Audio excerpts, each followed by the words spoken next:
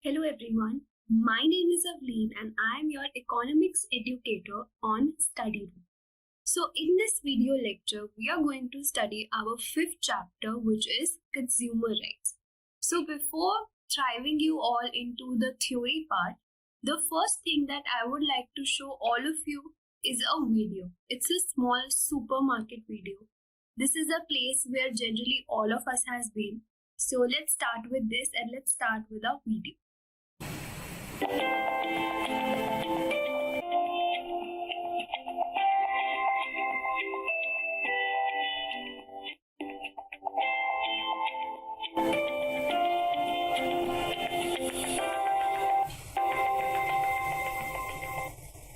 all of us has seen, this was a basic supermarket video.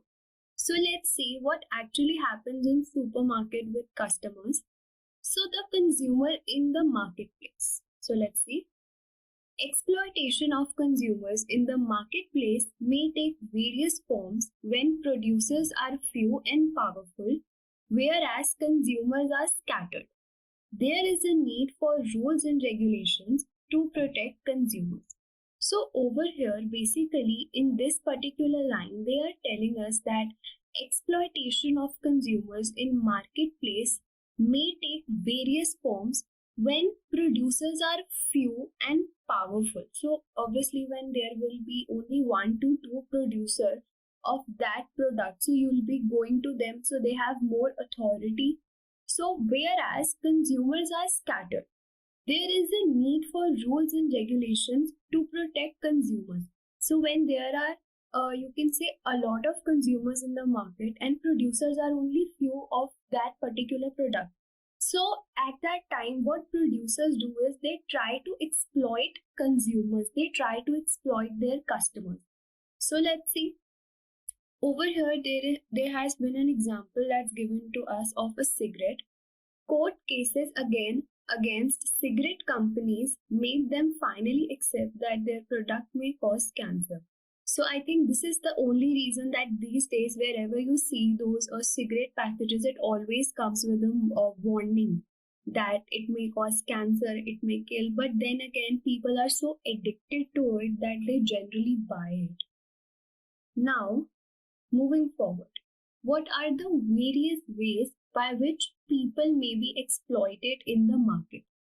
So I would say that this is a very common question that can come into your exam. So by over here, basically you have to suggest the various ways by which a consumer can be exploited by the producer. So the first and the foremost is on the basis of price.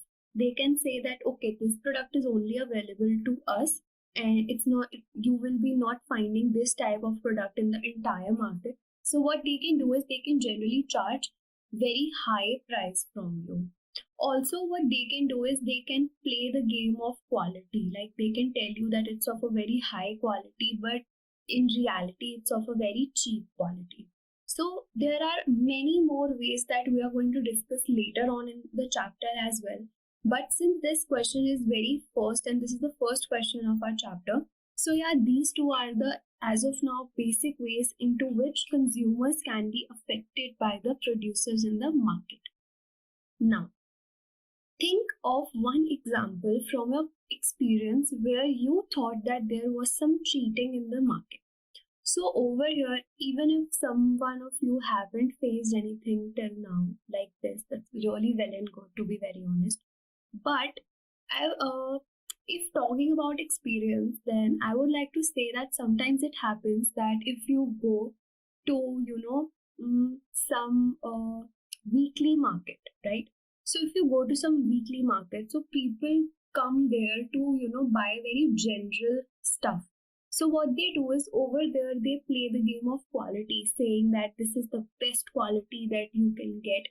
But that quality is literally the one that you will be getting on every shack. So this is the sort of experience that I personally have faced a lot of times when I used to go with weekly market with my mom.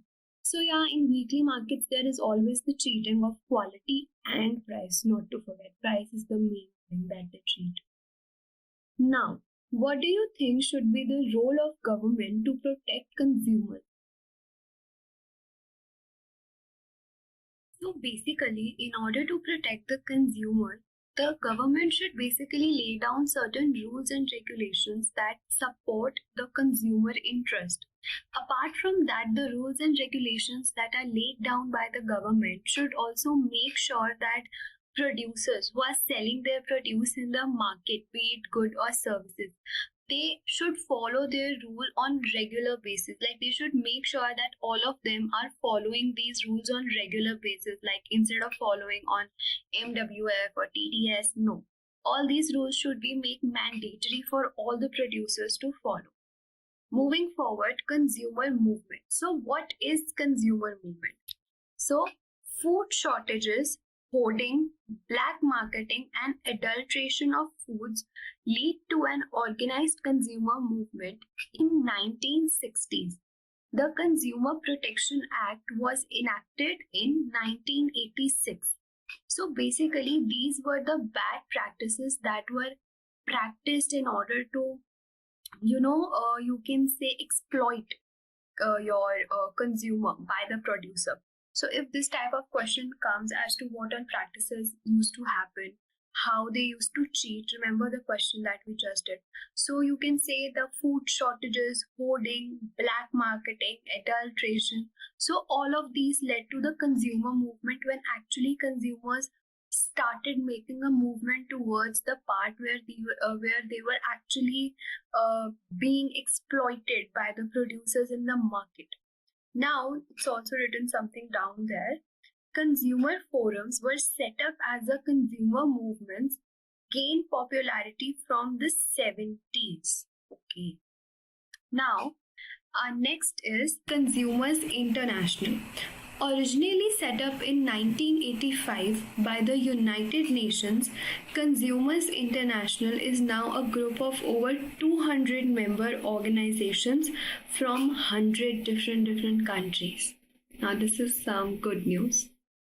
Now, what could have been the steps taken by consumer groups? So now they are asking what are the steps that were taken by consumer groups, or what could have been the steps that were taken by consumer groups in order to protect the interest of the consumer.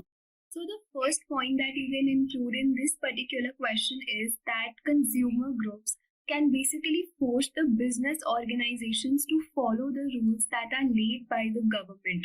The second thing that they could have done is to, supervise that if they are regularly following these rules or not. And the third thing that they could have done was to, organize some mock plays, some street activities in order to make the consumer aware about their rights. And the next thing that they could have done is, in place of the consumer who's being exploited, so in name of that consumer, in place of that consumer, they could be the one to, report this problem and seek help. So these are the, you can say, 4 points that consumer groups holding some sort of authority can do. Now, moving forward to our next question, there may be rules and regulations, but they are not often followed. Why? So the main reason is that why rules or regulations not followed, because even the consumers who are being exploited, they are the one who don't want to be in trouble of court and police, so they want to stay out of these legal matters. So you can say this is one of the basic reasons that they once exploited, they keeps on getting exploited and they don't take any action as to there are rules and regulations, so they should be followed, but they are the one who don't take any actions against this. So you can say they are pretty late. Now, moving forward, consumer rights. First is safety is everyone's right. Correct. Consumers have the right to be protected against the marketing of goods and services that are hazardous to life and property. Producers should follow safety rules and regulations.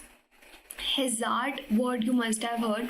Hazardous means dangerous. So basically consumers should have right to know as to which good and services is good for them and which good and services is bad for them. So in India, safety of food is basically monitored by FSSAI, also known as FSSAI. If any one of you lives in India, if any one of you is watching this video lecture from New Delhi, then I'm sure most of you must have know that this office is in Connaught Place. Like there's a huge office, and like all of the food is monitored there. Like they have literally paper files of as to which food is being distributed in which area. Now moving forward, what safety rules should be observed by the producer for these products? So now we are having few options. So let us see one by one all of. So the first one is LPG cylinder. So what all safety rules can be followed by the producers while selling LPG cylinder?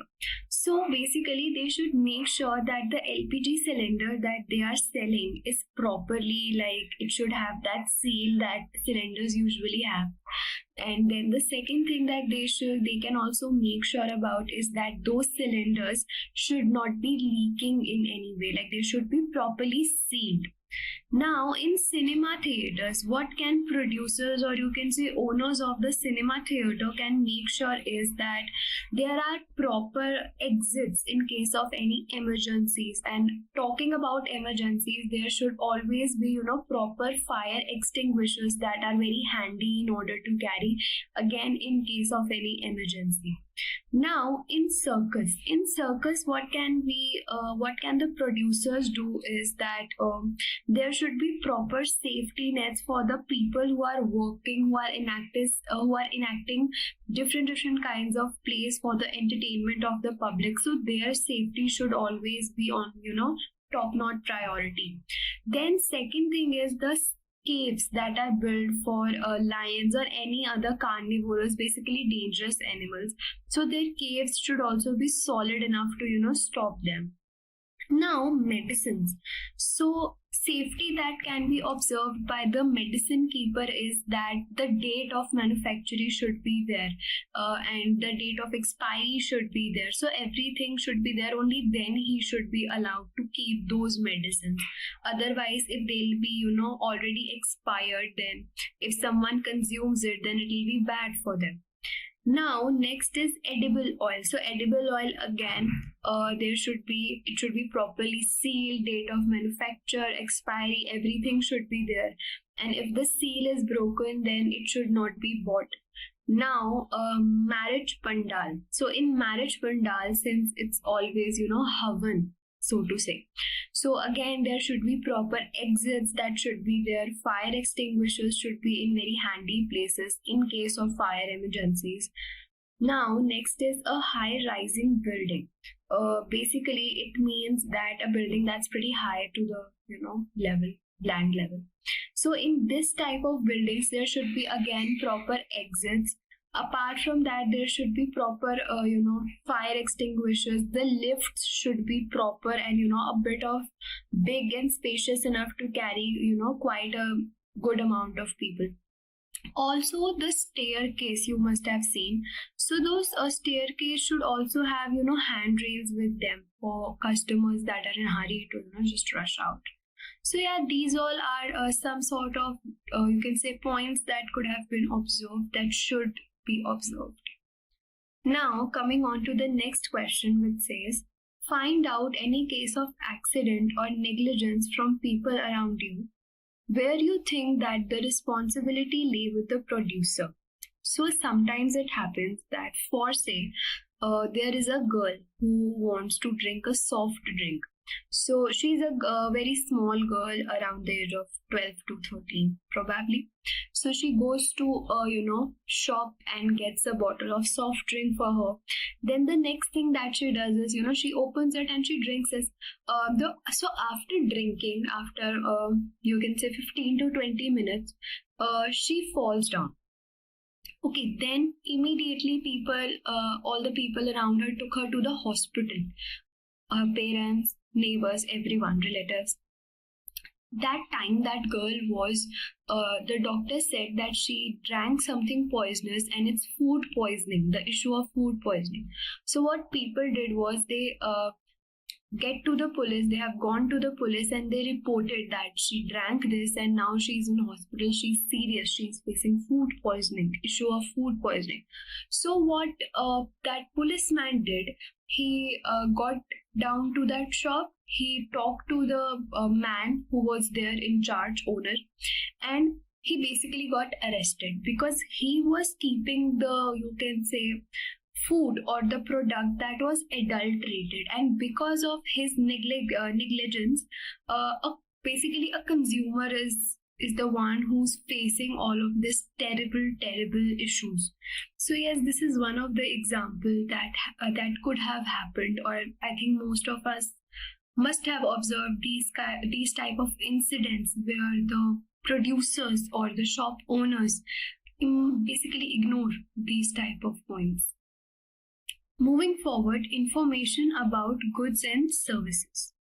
Consumers have the right to know about the particulars of goods and services like ingredients used, date of manufacture, proper usage, etc.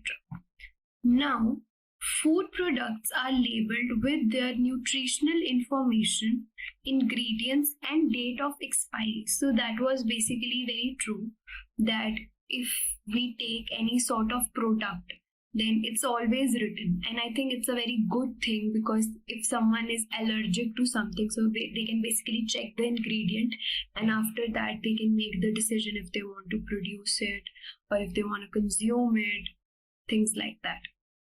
Now, moving forward, the Right to Information Act 2005. This act was passed by the Indian government in 2005, ensures its citizens all the information about the function of government departments. So if this sort of question comes, then it can basically ask you the year, or sometimes they can say, okay, this is the year, tell us which act came. So the Right to Information Act. And what does this act do? In 2005, firstly, this act came and it ensures that its citizens all of the information about the functions of government departments. Moving forward to our first question, when we buy commodities means products, goods, we find that the price charged is sometimes higher or lower than the maximum retail price printed on the pack. Discuss the possible reasons. Should consumer groups do something about this? Basically, what you can say is that if the price that is there on the packet, it's, you can say, low, and the producers are charging higher. So reason that you can obviously make out is that the producer is basically again exploiting the consumers on the basis of the price. And the reason why it's happening is because consumer is ignorant about the actual price, and he or she could be the one who's actually be at fault here. So consumers should make sure that they know these type of stuffs in order to avoid being exploited by the you can say producers in this aspect of price. Second scenario is where it's saying that price is a bit, whatever the price is written, the what producer is doing is he or she is selling it lower than that price. You mean you can say that if MRP written on that pack is 50, then what your producer is doing is they are selling it at 20 or 30. So this basically happens because of two reasons. First is that they are trying to give any sort of discounts in order to increase the sales, or you can say there is some attractive offer that's going on. That is the reason that they are providing, at a cheaper rate. So our third part of this question says that should consumer groups do something about this? So answer to this is definitely yes. What consumer groups can do about this is that they can go to these producers and they can basically say to please try to sell the product that you are selling most of the time lesser than the MRP, or if they are not, if consumer groups find a producer who is not selling a product on the MRP price or lower than the MRP price, they are again basically exploiting the consumer and charging a higher price. So this type of things, this type of situations can be avoided with the help of consumer groups. And basically when it comes to rural population, so what they can do is they can tell them to try selling their product a bit lower than the MRP, like as far as they could, in order to make them available for the people who cannot buy it. So this is the points that you can definitely include. Moving forward, pick up few packaged goods and examine the information given. In what ways are they useful? Is there some information that you think should be given on those packaged goods but is not? So it's totally, your opinion or your opinionated question. You are the one who wants to, you can take any package. Okay. So for say, if you take mm, any ready-made packet of ready-to-eat food. So in the ingredients, you can always make sure as to what all ingredients are there, so that if there is an ingredient that you're allergic to, so you'll get to know, which is a good thing. So sometimes it happens that you can say on some medicines there is like date of expiry and manufacture is not mentioned. So this is something that should be there, so that people cannot consume the expired one in order to make their health go more worse. So yeah, this is something very opinionated question where you can take any products that you like, look at them and then make out some points, make out a table, things like that. Moving forward, make new people make complaints about the lack of civic amenities such as bad roads, poor water, and health facilities, but no one listens. Now, the RTI Act gives you the power to question. Do you agree? So, it's a big yes, that yes, we do agree. Basically, the RTI Act gives us the power where we can see the government departments and we can directly reach out to the people who work under this department. So, with the help of RTI Act, we can, in the government department, what we can do is we can directly reach to a person in charge who can basically think or take decisions related to roads, poor waters, and health facilities instead of going to 50 other people and then finding the correct one. You can directly go to the correct one. So this is a very good thing that government gives us power of. Moving forward to our next topic, right to choose. Receives a service regardless of age, gender, and nature of service, has the right to choose whether to continue to receive the service. So basically, it's on us consumers as to whatever service we choose, as to whatever service we want. It's our right after using it for few days or for few hours, for few minutes, for few seconds. If we think that this is not good or this is not good to me, this is not good enough for me, this is not suiting me, so we have right to choose. We can stop it anytime we want. Now, our next question is, which of these offers would really benefit consumers? So the first is, buy shoes worth rupees 2000 and get a pair of shoes worth rupees 500 free. 15 gram more in every 500-gram pack. Subscribe for a newspaper with a gift at the end of a year. Scratch and win gifts for worth rupees 10 lakhs. A milk chocolate inside a 500-gram glucose box. With a gold coin inside a pack. So if you ask me, there are two things that can actually benefit consumer is of this one. Okay, because it's the quantity of food product. And if this is true, then definitely this one as well. Now moving forward, our next topic is, where should consumers go to get justice? Yeah. Alright. So Prakash went to the post office in order to send a money order to his daughter, but the money did not reach his daughter.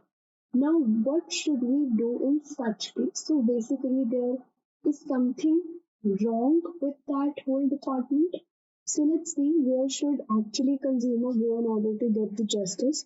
Right to seek redressal against unfair trade practices, consumer forums and consumer courts guide consumers. So this is the point which says as to where Prakash should go. Copra, 1986, district, state and national level consumer forums. Right to represent in consumer courts. Now, next question is, arrange the event in Arita's story in correct order. So basically it's a jumbled sort of situation. So let's see. First is, Arita files a case in a district consumer court. She engages a professional person. She realizes that the dealer has given her defective material. She starts attending the court proceedings. She goes and complains to the dealer and the branch office to no effect. She is asked to produce the bill and warranty before the court. She purchases a wall clock from a retail outlet. Within a few months, the dealer was ordered by the court to replace her old wall clock with a brand new one at no extra cost. So, yeah, this is sort of a situation. So, let's see what is the first thing that has happened in her story. So, looking to all of these over here, I'll just write the order as to what should happen in the first place. Okay. Okay, it's an ABCD. So the first thing is that she goes and complains to the dealer and the branch office to no effect. No, this cannot be the first thing. She asked to produce the bill. Okay. So the first thing is your G option, that she purchases a wall clock from a retail outlet. After that, she realizes that the dealer has given her a defective material, which is C. Now, she goes and complains to the dealer and the branch office to no effect, which is your C part. Next is that she engages a professional person so that he can deal with it on her behalf. Now, after this, what has happened with her is, after engaging a professional person, Arita files a case in a district consumer court. Now, she is asked to produce the bill and warranty before the court. Next is, she starts attending the court proceedings, and the last one is the H one over here. That within a few months, the dealer was ordered by the court to replace her old wall clock with a brand new one at no extra cost. Okay, this was good. Learning to be well-informed consumer. So under learning to be well-informed consumer, so the government has made efforts to educate consumers about mechanism of redressal through its Jago Grahak Jago campaigns and other methods. So Jago Grahak Jago. Now the next thing is ISI, Eggmark, Hallmark and plus F. So let's see. Certification from these organizations is mandatory in case of products that affect health and safety or products of mass communication. So I think, yeah, these are the hallmarks, Eggmark. I think it's all for the certification of a particular product, that this mark certifies that this is absolutely genuine product. Now next is taking the consumer movement forward. So let's see. National Consumer Day is observed on 24th December. There are over 2,000 consumer groups in India today. Amendment of COPRA in 2019 to increase consumer protection. Settlement through mediation is encouraged. Now, what are the rules and regulations required in the marketplace? Illustrate with a few examples. So, now they're asking about rules and regulations required in the marketplace. So, basically, what you can do is including all the points that some rules and regulations that are required in the marketplace is that they should always sell the certified products with the proper guarantee which is given to us by the hallmarks of different certifications. Like all the food things should have the FASSAI FSI mark, and gold one is also there is a mark. I think hallmark is for the gold. So like this, they should make sure that all the products that they are selling should be genuine. They should always sell the products at a proper price. They should not cheat on the consumer when it comes to price or the quality, like both things. So basically, quality is something now that is coming into picture with the help of assurance, how genuine the product is. Now, what factors give birth to the consumer movement in India? Trace their evolution. So basically, the factors that give birth to this consumer movement, consumer group is the dishonest behavior that producers, shopkeepers, shop owners were having towards customers. As I remember, we discussed in you can say paragraph where we read about the practices that were taken place by the producers while treating the customers. So there was, you can say, adulteration, then charging a higher price as to what's the MRP is. Apart from that, there were many other misleading activities that were continuously taking place in order to, you can say, gain profit by the producers in their business. But basically, if you see, they are actually harming the citizens of India. So basically, these were the factors that gave rise to the consumer movement in India. And later on, when consumer groups came into power and this issue got highlighted in the government's eyes, government also came out with the Act of Copra, if you remember. So now moving forward, explain the need of consumer consciousness by giving two examples. So it's very important for the consumer to be conscious about what they are buying, because then they will not be cheated. Because now what happens is they are not aware about the prices, they are not educated about what they are buying, they are not knowing about, like, proper details are not given to them. So they are always cheated by the producers.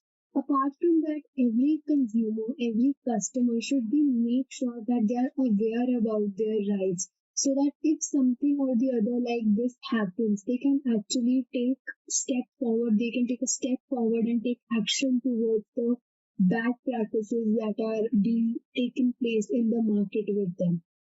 So yes, these two are the basic, you can say, needs why consumer consciousness is very important. Now, mention a few factors which can cause exploitation of consumers. So, in few factors, you can say that basically lack of awareness among the consumers or customers. Apart from that, bad advertising, I would say. I think bad advertising will not be the correct word.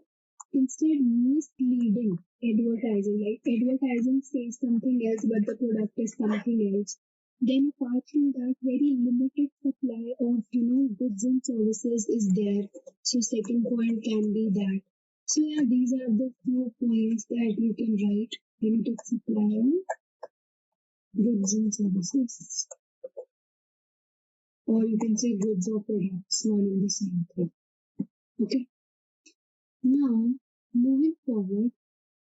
So, next question is, what is the rationale behind the enactment of Consumer Protection Act 1986? So this Consumer Protection Act 1986 is also known as COPRA. So basically the reason why this whole came into power is to protect the interest of the consumers. And this COPRA just because this Cobra was the one who was highlighting such an important factor where customers are being exploited, it also gave rise to the consumer protection courts and councils in the three tier, which are the national, district, and state. So it's all happened because of the Consumer Protection Act 1986, and this the main reason for this to came in power was to protect the interest of the consumer. Now moving forward, describe some of your duties as a consumer if you visit a shopping complex in your locality. So there's some like few duties that we personally would follow is that we always ask the manager or whosoever is checking us out for that cash memo. Okay, apart from that, it's our duty to check dates, that if the product is expiry or not. And for an instance, if we are being exploited by the customer, then it's our duty to make sure that we stand for it and we take strict actions against it by reporting it to the consumer council or a consumer court. So stand for it if you are being exploited. So like these are some of the duties that being a consumer all of us should follow. One thing that you can also add over here is that it's our duty that we always, check the ingredients as if they are allergic, if they are allergic to it, if they suits us or not. So all of these points you can basically include. Now it says, suppose you buy a bottle of honey and a biscuit packet. Which logo or mark will you have to look for and why? So since bottle of honey is your agriculture product, so you will check the AGI mark, okay? And since biscuit packet is a food product, then you will check your ISI mark. This AGI is also known as your egg mark, okay? So don't be confused. And ISI mark is ISI mark only, which is basically not just this one. In fact, both of them we need to check it because it gives us the assurance of quality that both of these products are quality products, like they are not any normal products. It gives us the assurance that the food we are consuming is safe. So this is the main reason that why we should always check for them while purchasing a product. Now the next thing is, what legal measures were taken by the government to empower the consumers in India? So the legal measures that were taken by government to make sure that the consumers of India is safe is that government was the one who came out with the Consumer Act. So Consumer Act came out, also known as COBRA. Apart from that, government also set the three-tier system that we were talking about, the ones in state, then second one was in district, and third one was in the national. So all of these were the one that were initiatives that were taken by the government in order to, protect the consumers of their country. Now, mention some of the rights of consumers and write few sentences on each. So some of the basic rights of a consumer is, first is, right to be informed, where a consumer has a right to be informed about the product that they are purchasing. Second, you can say right to seek redressal, where consumer can anytime seek help if they are being exploited by the producer. Then next thing you can say is that right to choose, where consumer can basically stop if they are not finding that particular product or service good for them, beneficial for them. So yes, these are the few rights of a consumer. There are more as well, so it's on you. Depends upon how much marker a question is, so you can write it accordingly. So now, by what means can the consumer express their solidarity? So consumer can express their solidarity with the help of, consumer councils, consumer groups. So all of these names you have to write in this particular question, nothing big. Now, critically examine the progress of consumer movement in India. So if we see about the consumer movement in India, so yes, this consumer movement is something that should come into the power. It's good that this type of thing is something that exists between us, the citizens of India. With the time that this thing has come into a power, this thing has come into the spotlight, many main issues have been solved as to what consumers were facing. Now, these days, I would say 80% of the consumer is actually aware as to what is happening, what should not happen, and the rights. They are specifically informed about the rights. Like, this is something that you personally can also observe that even when you buy a medicine, or even when anyone at your place buys a medicine at your home, so they also check the expiry date and everything, right? When you get something from outside, your mother always used to check the seal. So yes, this is something that are now people more and more aware of, and they have also started following these things. So yes, if we see everything step by step, so it has literally made India improve a lot. The consumers are actually safe. They know if something bad happens, if we are being exploited, we have right to speak, and we have a platform to speak. We have a platform to come forward on.